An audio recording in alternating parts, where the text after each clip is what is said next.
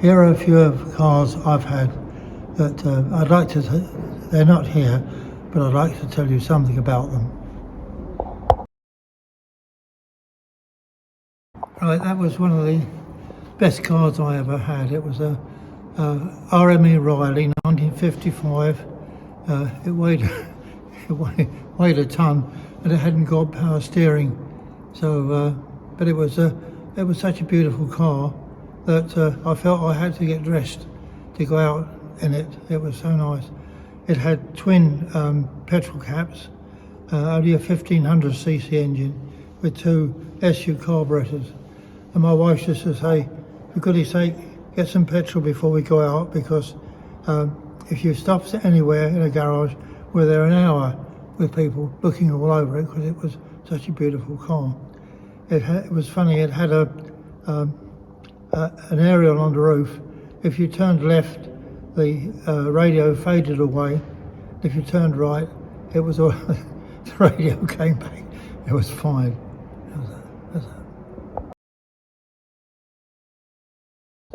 That was a Barclay T60, and I bought it for £40. And it had three wheels, and it had a motorcycle engine to the front, a twin motorcycle engine, and it had a very strange gearbox, because you could go forward at 70 miles an hour or backward at 70 miles an hour, but I didn't try it.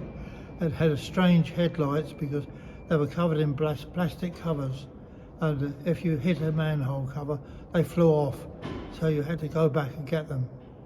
And but it was a very reliable little car. This is a 1937 Morris 8, 3-speed. It had a side valve engine, and it had very poor brakes, I'm afraid, so I used to use the handbrake a lot. The windscreen opened completely, because in London you had pea-soup fogs, and to see where you were going you had to open the window wide. If it was windy and raining, the wipers vanished, and you had to bend them back down onto the windscreen again. And the handbrake was very strange, because I used to use it a lot because the brakes were so poor, and if you pulled it over too far, it went over the ratchet and locked the back wheels solid. So you had to get under the car and undo the butterfly nuts to release the back wheels, and it was very embarrassing in London in heavy traffic. This is a Morris Traveller, and I purchased it from my milkman for £147, and in those days, in the old days, it had no stoplights, and I screwed the stoplights onto the wooden at the back, because I didn't realise, of course, it's a positive earth, so you had to have an extra wire to make the lights work. I took my two daughters to North Holland on a tank full of petrol, and it was nice to see the Dutch people were so surprised when they saw it. They ran their hands up and down the woodwork. It was nice, but very, very reliable, easy to work on, and a great car. In the first days it was called the Mosquito. It had a side valve engine and no heater, and it was it still had the same type of engine as the very early cars. A funny thing, I'll give you a fun idea. One day I picked up the local midwife. Her car had broken down, and all the cars used to break down in the old days. And she got in and she said to me, "Isn't that a lovely warm car?" And I thought, how could it be warm without a heater? So when she'd gone, I looked at the engine, and one of the coil plugs had come out the side of the engine, and I was running with no water, and the car was still running perfectly. So they were very reliable, but very underpowered. But I used to go to school in it every morning. This is Austin A30. It's 1955, and my wife had one of these, a pale blue one, and when we bought it, it was very, very rough on along, and I found out that whoever had owned it before had pumped the tyres up to about 90 pound pressure. So when we let it down to 26, as it was supposed to be, it ran very, very well, and it was a nice car. Very again, easy to look after, economical, and very nice in traffic. Didn't take up too much room. This is a standard Vanguard. The engine has got wet liners. In other words, you can take the liners out and put new liners in, so you get virtually a new engine. I had one quite a long time, and I towed a caravan with it, and once I had to replace the clutch, I only paid £140 for it, and the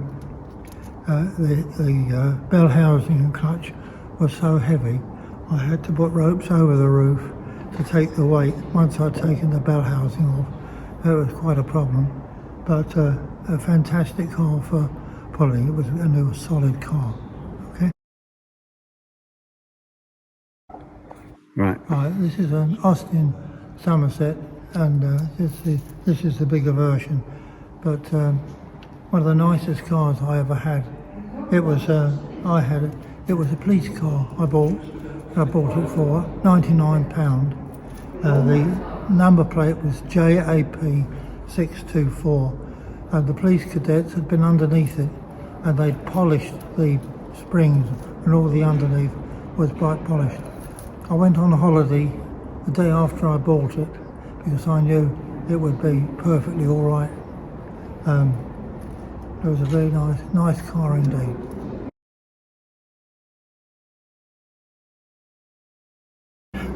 This is a Jaguar XK120. Brand new, they were £1,400, and my father worked for Jaguars.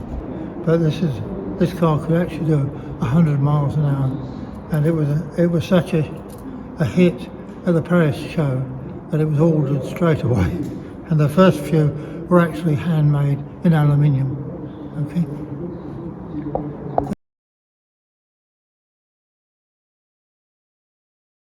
This is a Austin Healey Frog Eye Sprite, and mine was red and with a white roof.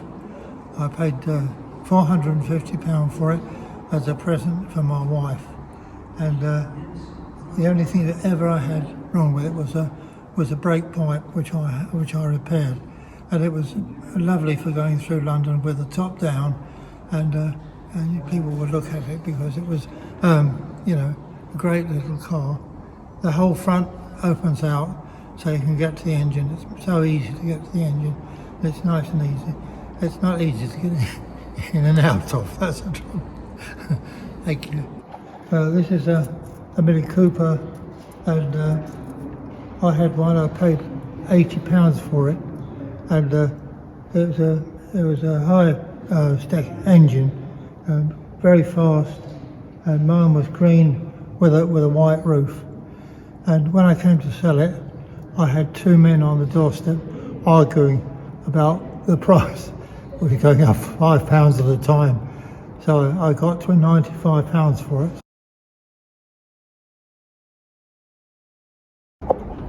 This is a Mini Clubman, and it was very, very useful for carrying things. Actually, one day we had a keyboard and speakers and all of us in the back of the car. Very reliable again, and certainly worth its money. Never gave any trouble at all. Okay. This is an MGB. I was lucky to find one of these. It was orange, and it was £700 when I bought it. And I drove it out of the showroom. I got 100 yards down the road, and the alternator light came on. So I turned around and went back, and the salesman went into the showroom and took a brand new one off, a brand new MGB, and put it onto mine. And of course it was absolutely no trouble at all. I was very unfortunate to have it stolen once when we'd gone to take some shopping away, and when we came back it had gone. And the police said it would be probably on a boat now on the way to Germany or somewhere like that, but it was found again to the other side of London, and but the engine had been quite badly damaged, still drivable, but the exhaust valves had been burnt out, and it was they'd taken all the tools, and my ignition switch was hanging out of the dashboard, but we still managed to drive it home.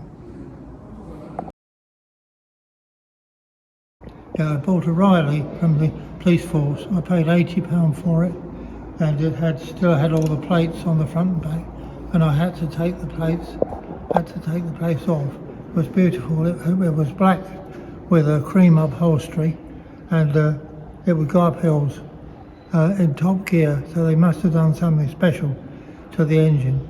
But my wife liked it because she was a faster driver than I was. But in those days the traffic wasn't as bad as it is today, and you could actually stop by the road and you could work on the car without any trouble at all. But it's a great car. All the Rileys I've ever had have been really nice, wonderful cars.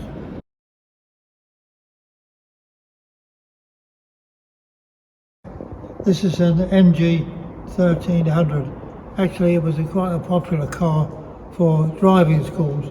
They're a pump-up suspension, but a very, very comfortable little car to drive.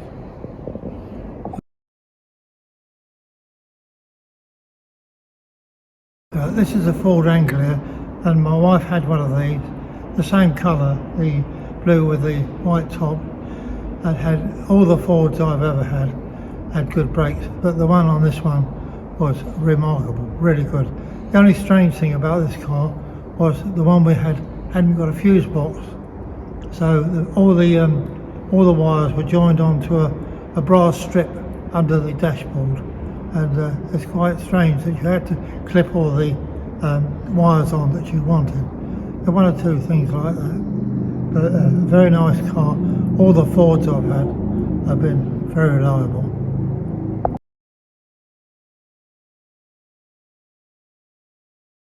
I had a Ford Escort Estate, and it was white with a black roof, owned by a chimney sweep.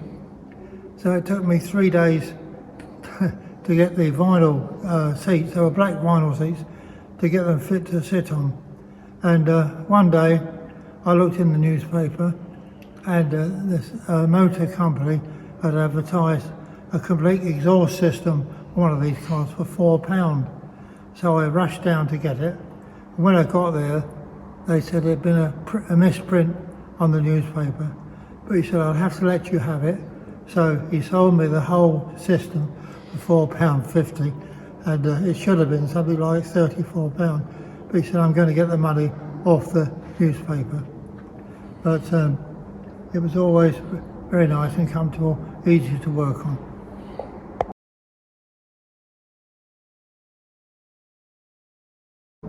This is a Morris 1800. It has a slang name called the Land Crab. It's very wide, it's very stable, and I had one of these. The interior is like a three-piece suite.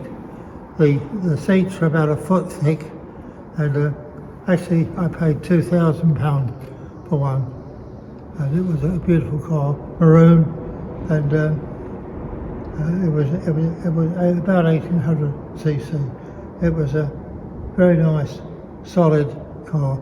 Everywhere I went, someone would always say, "You're very, very proud of that," because it was a lovely car, right?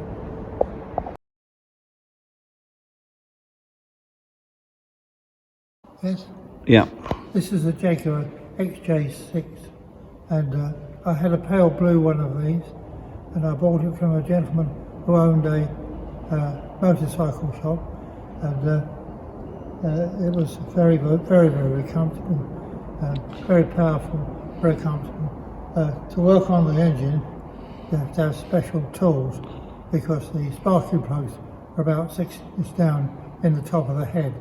So it's quite interesting. It's got a beautiful engine and it's a long engine. The engine was actually designed not for a car, it's for a boat. A man called Meadows invented the engine, but it's a beautiful car for cruising in any type of weather. It's all beautiful.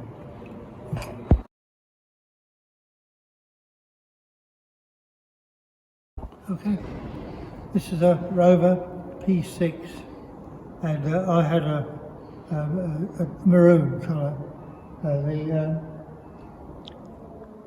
What amazed me was how good the seats were. They felt so comfortable and extremely easy car to drive.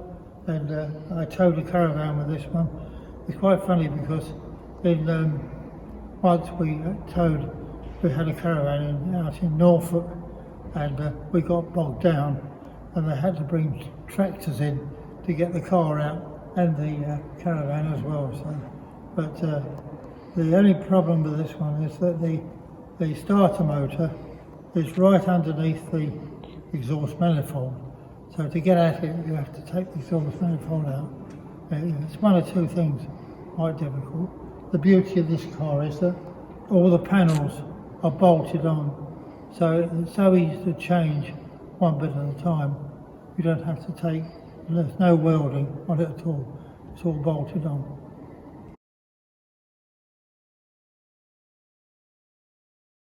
Another car I love was this one. It was a Wolseley 1660. It was plenty of room. It's got virtually bench seats, room for 6 people.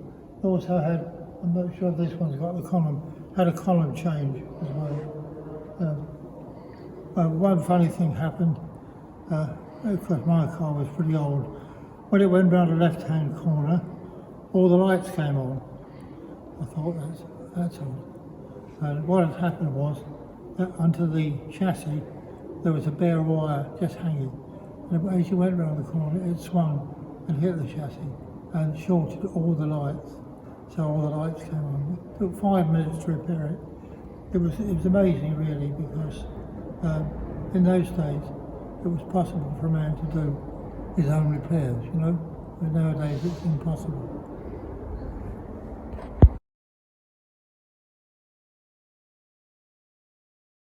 Okay, I had a beautiful Humber Hawk. Strange thing, it was pale blue, and it was £80.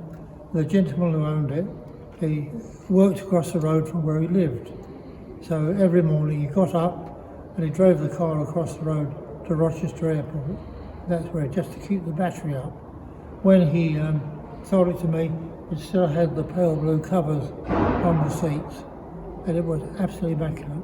Had a beautiful walnut dashboard. Again, it was steering column change. And I used to use it as a taxi, and everyone who got in said, "What a beautiful car!" It was luxury inside, thick seats, and the dashboard, as I say, was walnut, and it was an immaculate car. But it was a pleasure to own it. I had one problem with it. There was a big bolt run through the steering, and in those days, of course, the MOT was only just coming in, and the bolt was about 18 inches long, and I had to go and get one. A Roots Group in Maidstone, and they had one, so I fitted it myself. You see, in the old days, people were scared of the MOT, and lots of people abandoned their cars. And I remember I used to work near a paper mill, used to teach near a paper mill, and they were leaving cars in the bicycle sheds, abandoning cars, and it was possible to pick up a Austin 7 for a £5. Can you imagine?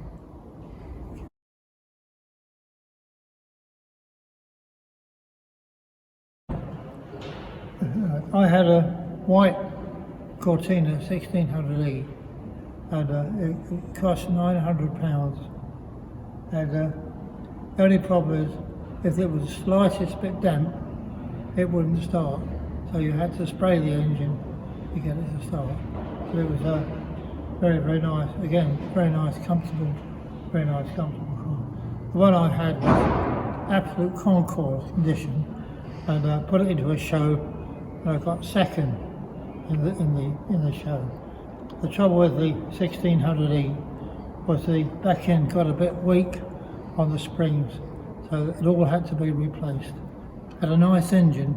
It was a 1600 cross-flow engine, very, very nice and powerful as well. But it was a pleasure to own, and I just got my money back on it when I sold it.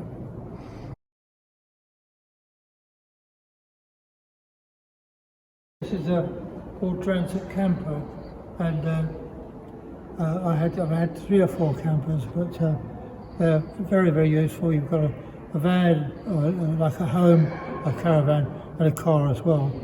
And the only problem I ever had with it was in the carburetor. But I'll tell you a funny thing.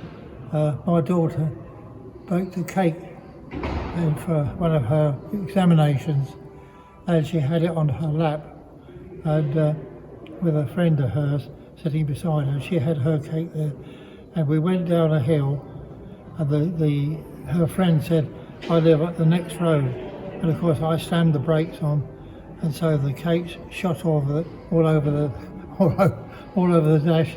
Lucky she'd had it marked before it was there.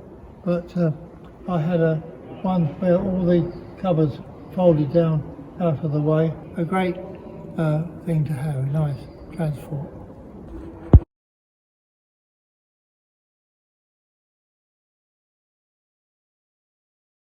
I bought one of these, a silver Capri, for £1,100.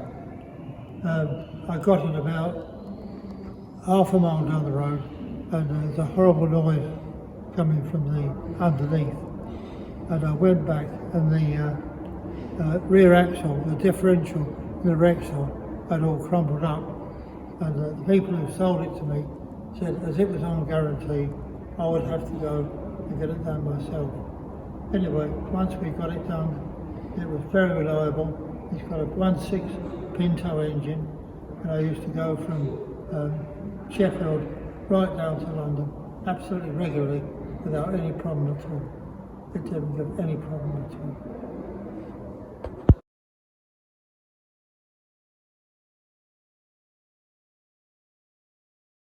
I had this is a Ford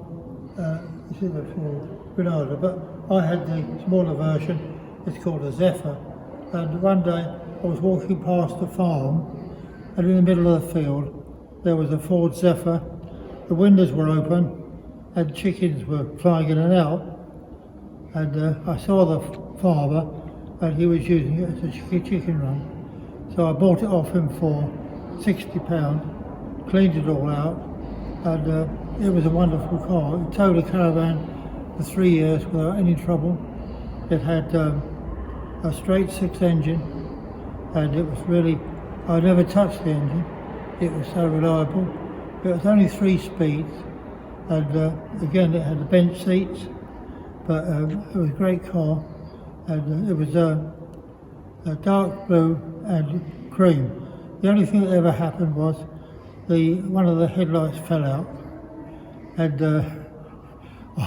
I fiberglassed it back in. The inside of the wing was rotten, totally rotten. I fiberglassed it in. Of course the light didn't work because there was no earth. So I re-earthed it back to the chassis, and I got the light working again. But it was a very nice car. The Zephyr was a very nice car.